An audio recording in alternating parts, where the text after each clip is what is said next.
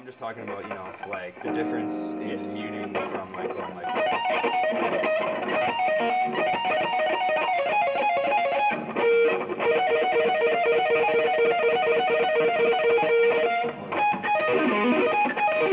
Where you like would switch up or whatever. Or if you're going like it's going up.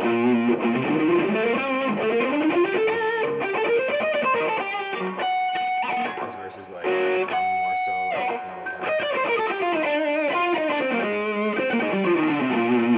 like just like switching back and forth. Like I just wanted to know like what you would do for like the 2-string stuff. Here's what I would do. I would stick my thumb on the strings and they would never leave. Mm-hmm. That's it. So that's okay. Unless I'm playing rhythm guitar. Then it's palm muting and that's it. For me, there is nothing else. That's it.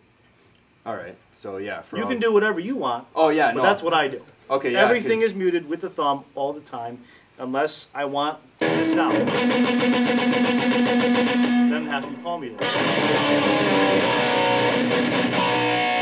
For lead guitar things, whether it's arpeggios or a scale or some lick or sequence or whatever, it's going to be all the time, 100% like this, always. Okay.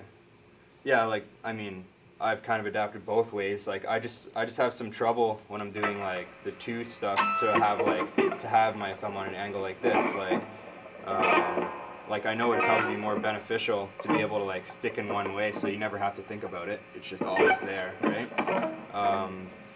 But I don't know. It's just What happens? You're saying that when you do the 2-string arpeggios, that when the thumb is down, you have a hard time? yeah, I just have a hard time Well, making it cleaner. Okay, let's right? see. It's Like, well, if I had it down like this, like if I was going.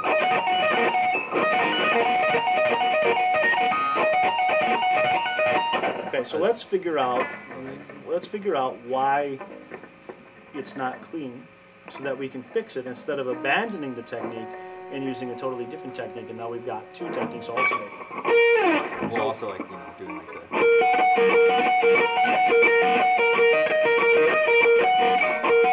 Okay, so what's the problem there? Well, I don't know. I just find it easier to do it this way, so I've always like stuck with that. But I don't know. I don't know. Basically, I just wanted to know like, just like how you do it, I guess.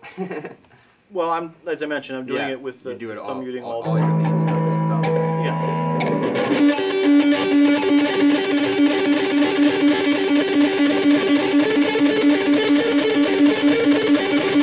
Because the thumb has direct access to the string that's immediately lower than the string that we want. With the palm muting, it's hard to consistently get that direct access because of a few different reasons. Number one, the hand is moving. The pick is at rest up here, not down here. Okay, that's first. And second, you know, when you're going across the strings or you're doing different types of licks, or your hand starts to go all over the place because of the different things that you're doing, right? And sometimes the palm doesn't immediately cover the adjacent string. I mean, you can train to make that happen, but it's a whole lot harder and it takes a whole lot more time to truly perfect the palm muting type where the adjacent string is always muted and muted immediately.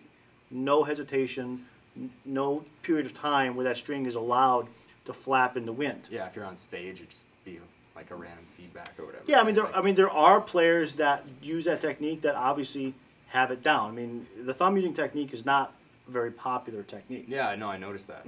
Okay, so it's not like it can't be done. It can, but more often than not, when people try it and they try it with loud volumes, there's slop in there. Okay, yeah, because I'm just like, well, you know, if I wanted to mute like,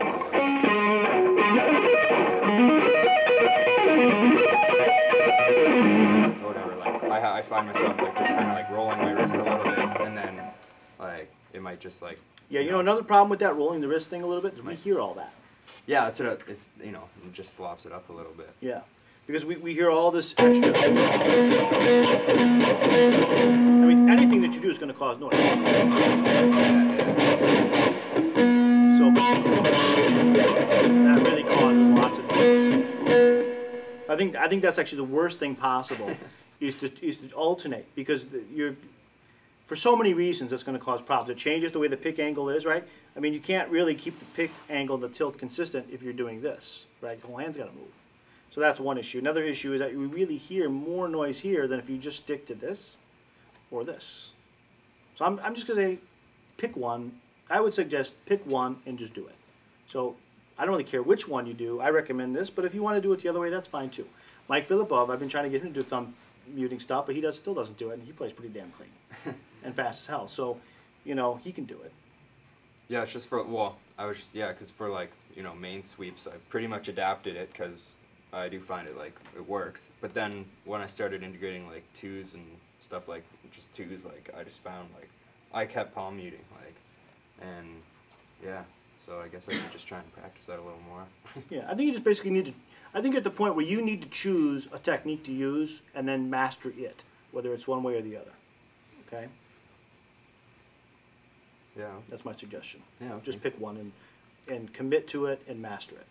And you can master either one. I think mastering this will take a little longer, but it can be done.